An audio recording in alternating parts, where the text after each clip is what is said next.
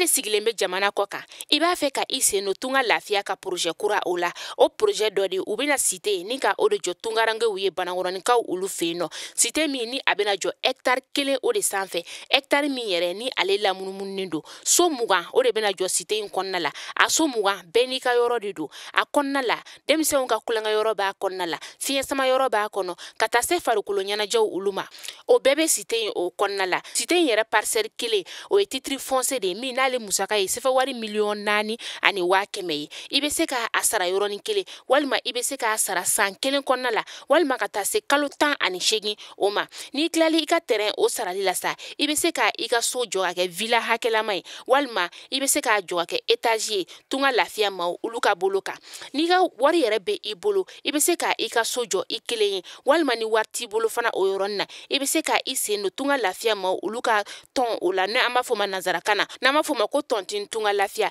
walasa ka se ka I ka so ale jɔ cité o kɔnɔna la o t'a bannen dɛ tunga lafiya ma o bɛna tila ka immeuble fana jɔ cité in kɔnɔna la immeuble min n'i bɛ se ka appartement o san chambre 3 de b'a kɔnɔna la ale ni salon 1 a musaka bɛ t'i jɔ sefa wari 15,000,000 la ka taa se sefa wari 17,000,000 ma I bɛ se ka o fana sara dɔɔni fo ka taa se san 2 ani tila ma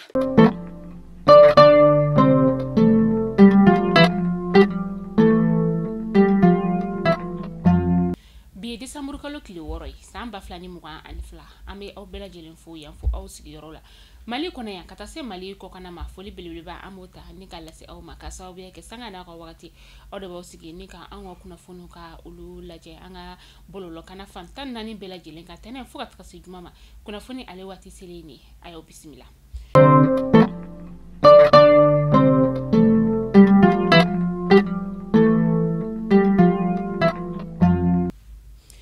kunnafoni damdela bi kunu décembre kalo tile 5 san 2022 ONU secrétaire général ka dankan ni o ye Jean-Pierre Lacroix ye ale ni an ka jamana marabagaw kɔni ye ɲɔgɔn kuma ɲɔgɔnya in kɔnɔna la sa a y'a yira k'a fɔ ko Mali ni ONU kɔni ka bolodi ɲɔgɔn ma olu ka hakilina fɔlɔfɔlɔ o ye a tilala tuguni kunu kelen in na ani ministre min bɛ yen nɔ ni ale ɲɛsinen bɛ an ka jamana ni jamana wɛrɛ koɲɛbɔ olu ɲɛnabɔli ma ni o ye Abdoulaye Diop ye a n'o fana ye sigi ka kuma kɛ u fila ale ni ɲɔgɔn cɛ siga kuma ye ale fanba bolila fɛn min kan o de ye lakana ale bɛ se ka na dugu kɔnɔna la cogoya min na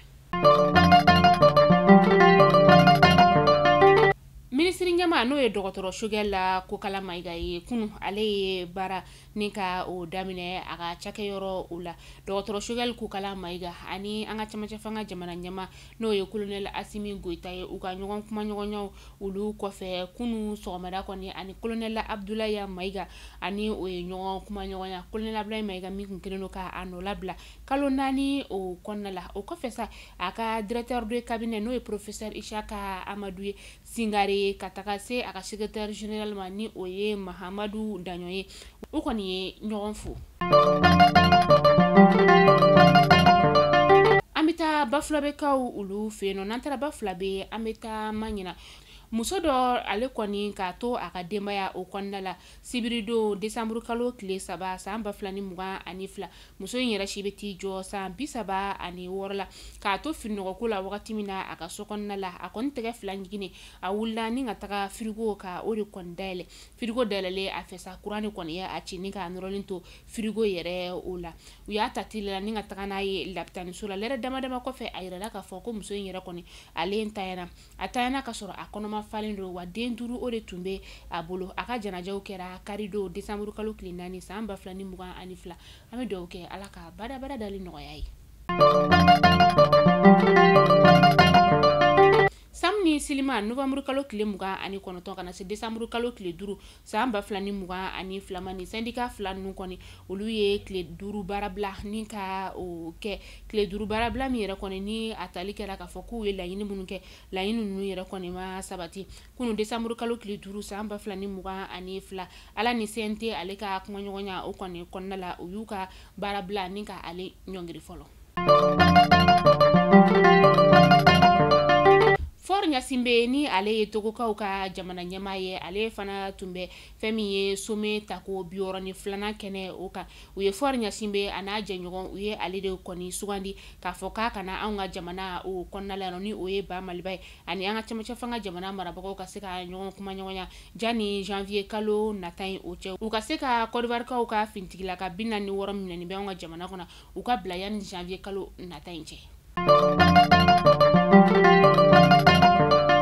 Lujuratɔ maa 20 de bɛ yen nɔ décembre kalo tile 3 tɛmɛnen san 2022 ni tobilikɛminɛn kɔni taara ka di olu ma anw ka jamana marabagaw n'u ka dɛmɛbolomaw olu fɛ tobiliminɛn ninnu yɛrɛ bɛ tali kɛ tasaw baramaw ka taga se safinɛ ani eau de javel sangesulenw fana bɛ a la nin kɔni waleya ɲuman in bɔra maa minnu sa o y'an ka jamana marabagaw n'u ka bolodi ɲɔgɔnmaw olu ka hakilina ye laɲini yɛrɛ kɔni fɛn min sa u ka préfet ka fɔ la k'o de ye gɛlɛya bɛ maa minnu kan gɛlɛya bɛ se ka ta ka bɔ olu kan cogoya min na. An bɛ taa dilikaw olu fɛ ni wagati in na olu kɔni jatigɛlen don kosɛbɛ ka sababuya kɛ kuran yɛrɛ tɛ u ka dugu o kɔnɔna la o gɛlɛya bɛ u kan u kila tuguni fana karo gɛlɛn dinɛ tigilamaw fana kelen don ka taga u ka sariya ni ka o ta ka sigi u kan u yɛrɛ ka fɔ la bɛɛ b'a dɔn ka fɔ ko dili kɔni ye dugu min ni alisilamɛ dugu yɛrɛ don. Mali kunnafoni jabarani na jaba aw kulo ganzɛ kɛra ni kunnafoni damadama de bi ka da u kelen la bɛɛ lajɛlen kulo n'ala ma an ka jɔnya jɔ an na aw ni ɲami ɲɔgɔn sɔnna don nataw la kunnafoni kuraw olu kɛnɛ kan aw k'an bɛn diɲɛ waati wɛrɛ.